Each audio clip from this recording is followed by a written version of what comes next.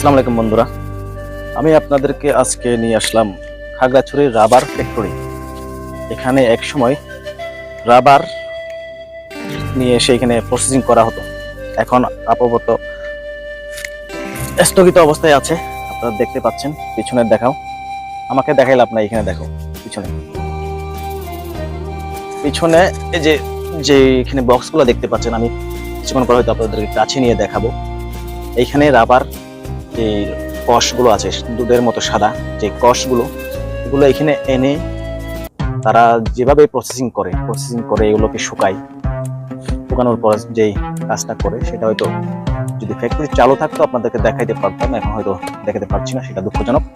তারপর আপনাদেরকে দেখানোর চেষ্টা করবো।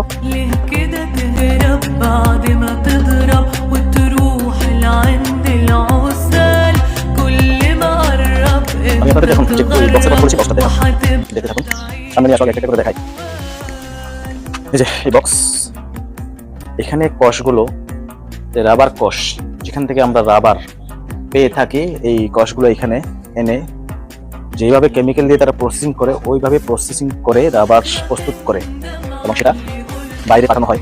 খাগড়াছড়িতে এই একটাই রাবার ফ্যাক্টরি আছে, দেখতে থাকুন। এই রাবার ফ্যাক্টরিতে রাবার কিভাবে প্রসেসিং করা হয় সেটা হয়তো দেখাতে পারছি না, কারণ এটি পরিত্যক্ত, অনেক বছর হয়ে গেছে। এই রাবার ফ্যাক্টরিটি বন্ধ।